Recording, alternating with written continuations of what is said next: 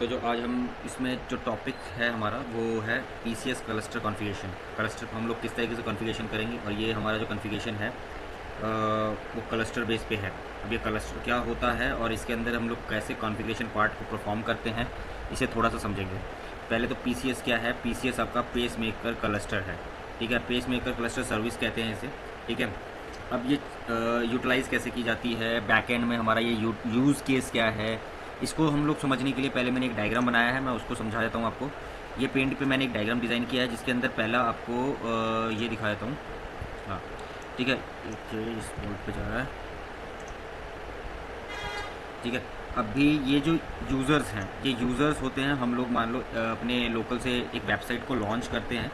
अब ये वेबसाइट जो लॉन्च होती है वो इंटरनेट के थ्रू एक्सेस होती है, ठीक है। हम लोग इंटरनेट से कनेक्ट करते हैं और उस हिस्से पे जा करके हम लोग कोई वेबसाइट को ट्रिगर करते हैं, ठीक है। अब वो वेबसाइट जो एक्सेस होती है उसका कहीं ना कहीं बैकएंड में कोई सर्वर लगा ही होता है। ये बात आप लोग जानते ही होंगे कि बैकएंड में कहीं ना कहीं कोई सर्वर की सर्विसेज लगी होती है जो काम कर रही है। अब ये वेबसाइट बनी है, वेबसाइट कहीं ना कहीं रखी होती है सर्वर के ऊपर, ठीक है। कहीं ना कहीं सर्वर लगा है जहाँ पर हमारा वेबसाइट का सारा कंटेंट ऑफ डेटा स्टोर्ड है, ठीक है। वो ये डेटा है जो हमारा यहाँ पे स्टोर रखा हुआ है। अब क्लस्टर क्या करता है, क्लस्टर मान लो हमारे पास एक नोड है। एक नोड क्या है, हमारे पास सर्वर है।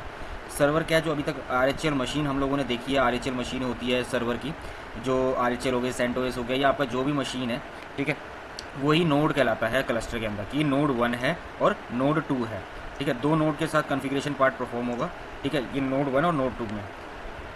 अब इस दोनों नोड पे कुछ कॉन्फ़िगरेशन की जाती है, जैसे कि नोड 1 पे कुछ डेटा आपका वेबसाइट का डेटा पड़ा हुआ है, ठीक है। वो वेबसाइट का data in case of condition आपका एक सर्वर किसी केस की वजह से दिक्कत कर जाता है या फिर फॉल्ट हो जाता है या आपकी hard drive crash, other things वगैरह जो भी कुछ होता है उसकी वजह से आपका नोड 1 क्या करता है, क्रैश कर जाता है किसी केस कंडीशन में, ठीक है। अगर इन केस ऑफ कंडीशन आपका जो नोड 1 है वो क्रैश कर गया तो उस केस में आपका ये वाला जो सेकेंडरी नोड है ये एक्टिव हो जाएगा, ठीक है। ये वाला एक्टिव हो जाएगा और जो सारी की सारी इंटरनेट की जो जितनी भी सर्विसेज थी वो अब सर्विसेज कहाँ से एग्जीक्यूट होंगी, वो आपके नोड 2 से एग्जीक्यूशन होना चालू कर देगी। नोड 1 क्या होगा, ऑटोमेटिकली अपना सर्वर नोड से क्लस्टर की सर्विस से हट जाएगा, ठीक है। लेकिन ये ऐसे कैसे काम करता है, ये भी सोचने वाली बात है। ऐसे तो है नहीं कि ये वाला काम बिना कॉन्फ़िगरेशन पार्ट के हो जाएगा।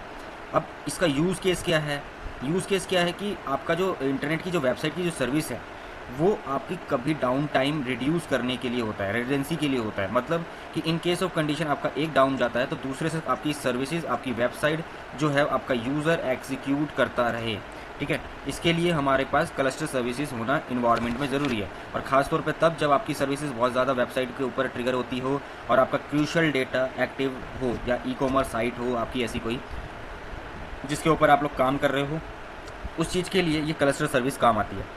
अभी AWS वगैरह इन्वायरमेंट में आ चुका था, उसमें ऑटो स्केलिंग और ऐसे जैसे फीचर्स हैं वो एक्टिव है, जिसके अंदर यही सर्विस जो क्लस्टर की प्रोसेस है उसी तरीके की सर्विस उसके अंदर भी यूज़ होती है। लोड बैलेंसर के साथ साथ इसी तरीके से एक लोड बैलेंसर लगा होगा। लोड बैलेंसर के ऊपर इंस्टांसेस बने होंगे मल्टीपल, उन इंस्टांसेस के ऊपर लोड डिस्ट्रीब्यूट होता चला जाता है और लोड आपकी वेबसाइट प्रॉपर वे में एग्जीक्यूट होती है एक्सटर्नल सर्वर से, ठीक है।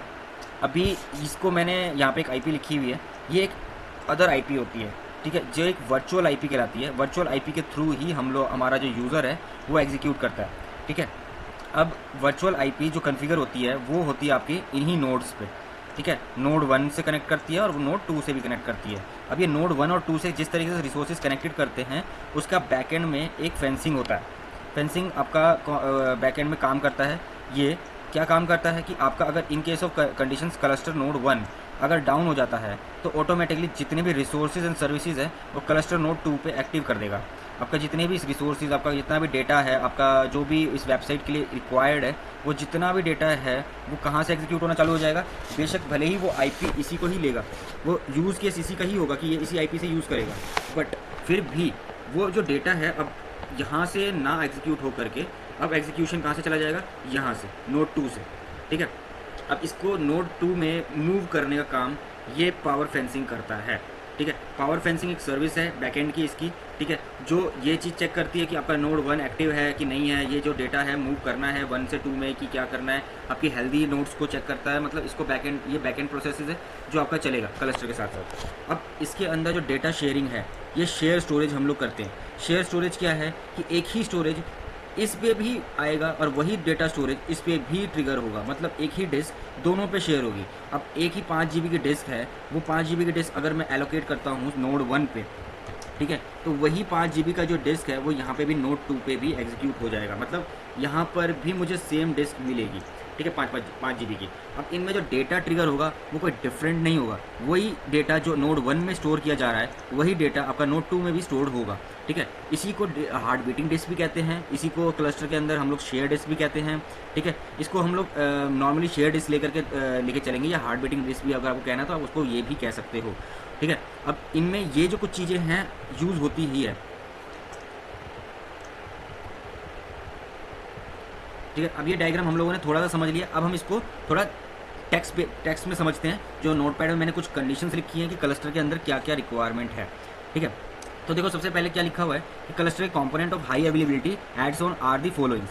क्लस्टर इंफ्रास्ट्रक्चर के अंदर ये जो कंपोनेंट है वो रिक्वायर्ड है, जैसे क्लस्टर का infrastructure, high availability service management, cluster administrative tool, ये जो जितने भी कंडीशंस है ये क्लस्टर की ही सर्विसेज का पार्ट है, ठीक है। अब क्लस्टर इंफ्रास्ट्रक्चर के अंदर ये जो आपका क्लस्टर है वो किस तरीके से नोड पे वर्क करता है एक साथ। मल्टीपल नोड्स हो सकते हैं, ज़रूरी नहीं कि आपके पास 2 ही नोड कॉन्फ़िगर हो उसके अंदर, आप 3 भी कर सकते हो, 6 भी कर सकते हो, ठीक है। लेकिन इसमें जो 3 और 6 का कॉम्बिनेशन है उसे वो हम कहते हैं क्योरम।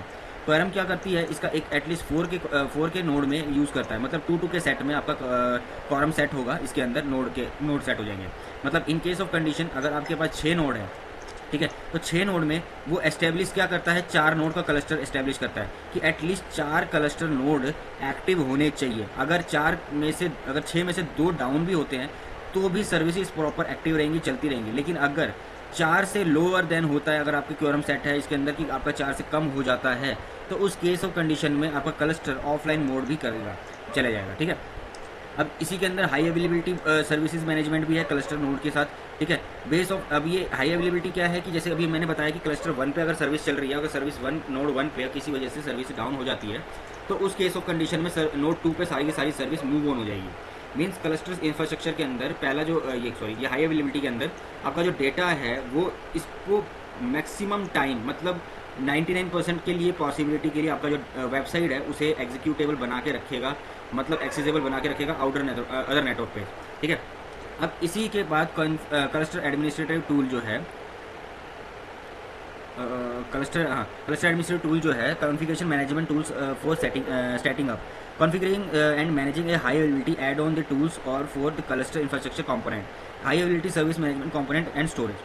अब इसके अंदर जो कॉन्फ़िगरेशन मैनेजमेंट है, जो टूल है, वो इंफ्रास्ट्रक्चर के अंदर आपका हार्डवेयर से रिलेटेड, जैसे आपको हार्ड ड्राइव हो गया, डेटा हो गया, उसको भी उसका भी जो टास्क है वो क्लस्टर परफॉर्म करता है, ठीक है। उसका डेटा मूव ऑन कराता है एक जगह से दूसरी जगह पे, अगर इन केस ऑफ कंडीशन वो डेटा फर्स्ट पे नहीं आ रहा, जैसे अभी हमने स्टोरेज पे हमने देखा था शेयर स्टोरेज, जैसे हार्ड बीटिंग डिस्क कहा था हमने, वही डिस्क क्या करेगी, उसके जो डेटा है 1 से 2 में लेके मूव ऑन कराएगी, ठीक है। मैनेजमेंट कंपोनेंट यही है, जैसे आपके जो सर्विसेज चल रही है उन्हें सर्विसेज को मैनेज करने का काम भी क्लस्टर करता है, ठीक है। हाई अवेलेबिलिटी के अंदर क्या है कि आपकी जो डेटा है उसे हाई अवेलेबल कराएगा आपके नेटवर्क में, अगर आपने क्लस्टर कॉन्फ़िगर कर रखा है तो, ठीक है। फेंसिंग का अभी मैंने आपको बताया था, फेंसिंग क्या कर रहा है कि अभी आपका अगर in case of single node अगर किसी वजह से फेल हो जाता है तो उसमें अदर नोड एक्टिव हो जाएगा ऑटोमेटिकली, जितने भी अदर नोड पे उसमें सर्विस चली जाएगी, और पहला नोड जो भी होगा, दूसरा नोड जो भी होगा, वो अगर फेल्ड होता है तो थर्ड नोड, फोर्थ नोड अगर आपने कॉन्फ़िगर कर रखा है तो उस पर उनके थ्रू लोड डिस्ट्रीब्यूट हो जाएगा, मतलब आपका लोड बाकी अदर क्लस्टर के नोड्स पे शिफ्टेड हो जाएगा, बाकी जो सर्विसेज है उस पर कोई इम्पैक्ट नहीं आएगा। जैसा क्लाइंट को पहले नोड से जो डेटा सर्विसेज प्रोवाइड कराई जा रही थी, उसी तरीके से अदर नोड से भी सर्विसेज सेम प्रोवाइड की जाएगी, ठीक है। यही है क्लस्टर फेंसिंग के अंदर काम। क्योरम जो मैंने अभी आपको बताया ही था कि 6 नोड है, 6 नोड के अंदर काम कर रहे हो, अगर आप 6 नोड लेके चलते हो एग्जांपल के तौर पे, तो उसके अंदर क्योरम क्या सेट हो जाएगी, 2 की सेट हो जाएगी, ठीक है। कि अगर आपका 2 नोड अगर इनकेस ऑफ क्लस्टर के अंदर डाउन भी हो जाता है तो वो भी कोई फर्क नहीं पड़ेगा, क्लस्टर ऑफलाइन नहीं जाएगा, ठीक है। वो एटलीस्ट 4 के नोड के साथ साथ काम करता चला जाएगा, ठीक है। आप उसको 2 के साथ भी करेंगे, हम वो 2 के साथ ही लेके चलेंगे अभी क्लस्टर की कॉन्फ़िगरेशन पार्ट को लेकर के, ठीक है। क्लस्टर रिसोर्सेज क्या है? क्लस्टर रिसोर्सेज जो हैं आपके वही रिसोर्सेज है जैसे कि आपकी अगर वेबसाइट डिज़ाइन कर रहे हो तो उस के अंदर रिसोर्सेज आ जाएंगे आपके। जैसे कि आपका रिसोर्स आपका स्टोरेज हो गया, आपका स्टोरेज आपका रिसोर्स कहलाएगा जिसके अंदर आपने अपनी वेबसाइट का डेटा रखा है, ठीक है, वो रिसोर्स है आपका, ठीक है। एक रिसोर्स होता है आपका हार्ड ड्राइव के अंदर डेटा रखा हुआ, एक है आपकी एप्लीकेशन, वही एप्लीकेशन जो आपकी एग्जीक्यूट हो रही है वो एग्जीक्यूट सेकेंडरी सर्वर पे भी होनी चाहिए, तो वो भी आपका रिसोर्स में ही काउंट होता है, ठीक है।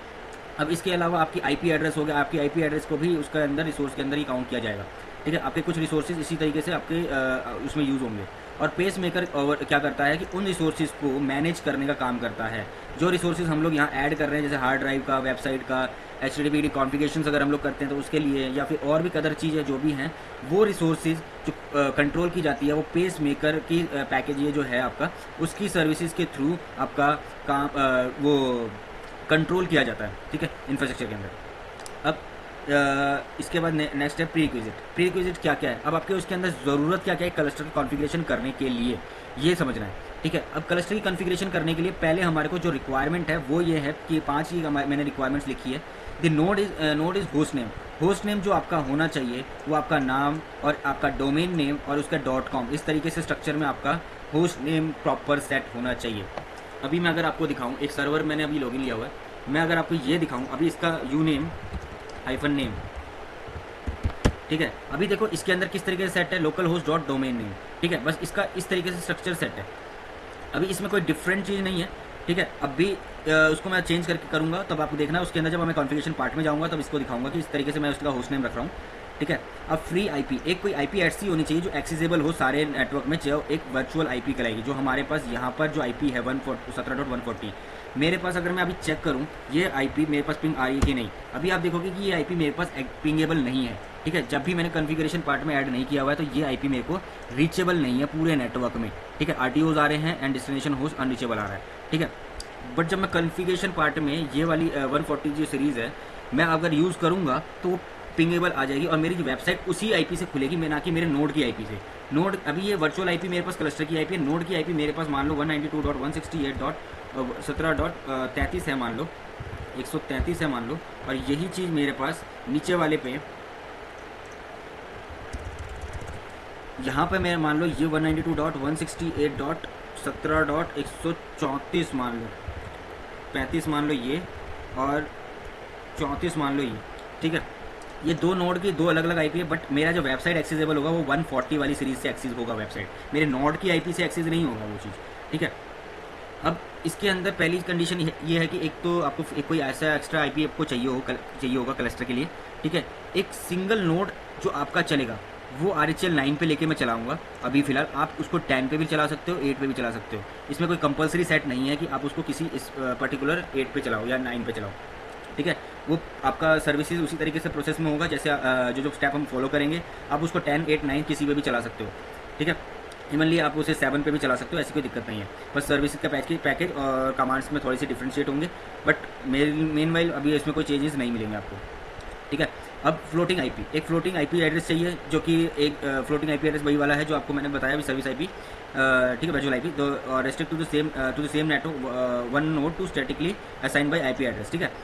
अब यही चीज़ मैं आगे प्रोसेस में आपको दिखाऊंगा कि जो आईपी एड्रेस असाइन हो रहा है वो किस तरह से प्रोसेस में हो रहा है, ठीक है। The name of the node which is the are running, और इसके अंदर ये जो होस्ट की कॉन्फ़िगरेशन फाइल है उनमें ये मस्ट है कि जो क्लस्टर की या नोड के दोनों नोडों की, जो नोड 1 और नोड 2 की है, इनके आपस में कम्युनिकेशन होना चाहिए, ठीक है। इन दोनों का आपस में कम्युनिकेशन होना चाहिए, ठीक है, ये ज़रूरी है।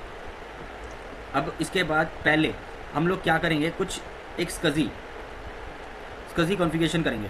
उसके लिए नेक्स्ट पार्ट में हम लोग इसको सेटअप करते हैं, स्कजी कैसे कॉन्फ़िगरेशन करना है और स्कजी को किस तरीके से प्रोसेस करना है। और स्कजी हमारे को क्यों नीड है, क्योंकि देखो अगर हमारे पास इसकी नीड इसलिए है, अगर आप स्टोरेज लेना चाहते हो, अब मेरे पास कोई एक प्रॉपर स्टोरेज का सर्वर नहीं लगा हुआ है, तो मैं एक नोड बनाऊंगा जिसके अंदर एक स्टोरेज नोड बनाऊंगा जिसके अंदर मैं iSCSI कॉन्फ़िगरेशन पार्ट को सेटअप करूंगा, और उसके थ्रू मैं क्या करूंगा कि अपने एक ही स्टोरेज को दो नोड पे शेयर स्टोरेज, जो हार्ड बीटिंग डिस्क की हमने डिस्कशन किया था, वो मैं अभी क्या करूंगा इन दोनों पे एक साथ शेयर करूंगा, नोड पे एक साथ स्टोरेज मैं दूंगा। अभी वो कैसे दूंगा, पहले उसके लिए मुझे SCSI स्टोरेज से का सर्वर सेटअप करना है, वो मैं अब देखता हूँ, अगले स्टेप में इसको प्रोसेस कराता हूँ।